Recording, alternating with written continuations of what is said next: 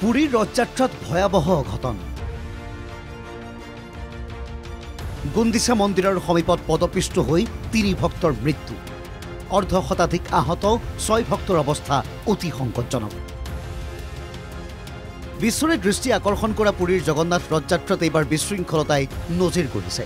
চরম বিশৃঙ্খলতার বাবে দেওবারে সংঘটিত হল শোকাবহ ঘটনা শুকুরবারে জগন্নাথ মন্দিরের পৰা ওলোৱা রথযাত্রায় দেওবারে গুন্দিচা মন্দিরত উপস্থিত হয় কিন্তু গুন্দিচা মন্দিরত উপস্থিত হওয়ার প্রাক্ষণত সংঘটিত হল পদপিষ্টর ঘটনা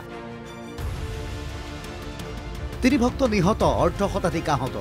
নিহত প্রভাতী দাস আর বাসন্তী সাহু নামৰ দুগৰাকী মহিলা নিহত আনজন 70 ঊৰ্ধ্বৰ প্ৰেমাকান্ত মহান্তি নামৰ এজন ভক্ত মৃতকৰ সংখ্যা বৃদ্ধিৰ সংখ্যা আহতসকলক ততাতৈয়াকৈ চিকিৎসালয়ত ভৰ্তি কৰোৱা হয় 10,000 নিৰাপত্তাৰক্ষী মোতায়েন কৰাৰ পিছতো এনে ঘটনা সংঘটিত হোৱাক লৈ প্ৰাক্তন মুখ্যমন্ত্ৰী নবীন পাটনায়কে অব্যৱস্থাৰ বাবে চৰকাৰক তীব্ৰ সমালোচনা কৰিছে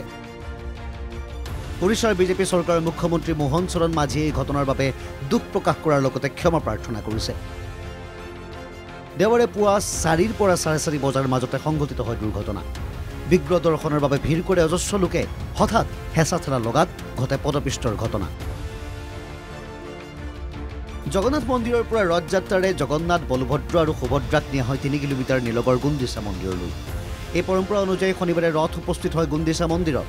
পুৱা বিগ্ৰহ দৰ্শনৰ বাবে ভক্তৰ ভিৰ হয় কিন্তু তাতে ঘটি গ'ল ভয়াবহ ঘটনাটো শুকুৰবাৰে অনুৰূপ পৰিস্থিতিৰ সৃষ্টি হৈছিল ৰথযাত্ৰাত বলভদ্ৰ ৰথৰ সন্মুখত ঠেলা হেঁচাত আহত হৈছিল বহু ভক্ত